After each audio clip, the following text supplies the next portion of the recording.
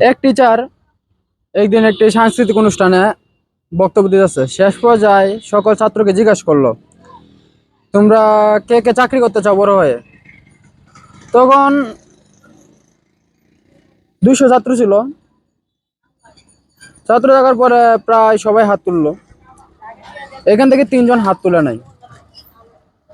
তারপরে শিক্ষক বলতেছে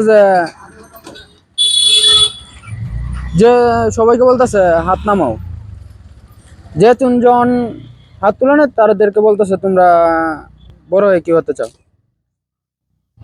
তখন তা সে বলল, সেই 3 জন বলতেছে যে আমরা বড় হয়ে বিজনেসম্যান হতে চাই।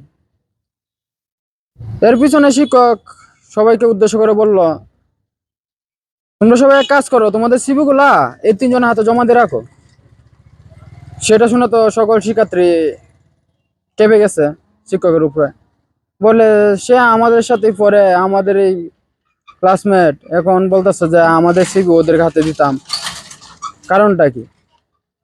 তখন শিক্ষক বলতেছে, বুঝছি তোমরা সবাই কেঁপে গেছো, একটু শান্ত হও, তোমাদেরকে বুঝিয়ে বলতেছে কেন তোমাদেরকে বলছে সিভি জমা দেওয়ার জন্য।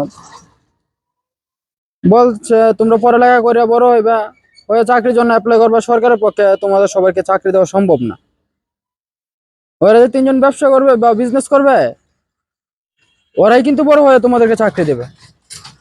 কারণ সবাই তো তোমরা ঘুরবা হইছে চাকরির পিছনে, আর ওরা ঘুরবে বিজনেসের পিছনে। ওরাই ভবিষ্যতে সফল হবে, আর তোমরা সফল হতে পারবে না। এখান থেকে আমিও শিক্ষা পেলাম যেটা, পড়ালেখা করে চাকরির পিছনে না দৌড়ে পড়ালেখা করো, ঠিক আছে, কিছু কিছু ছাত্র ব্যবসার পিছনে ঘুরো, কারণ নিজের পায়ে দাঁড়া করো। ধন্যবাদ সকলকেই এতক্ষণ আমার সাথে থাকার জন্য। Love you.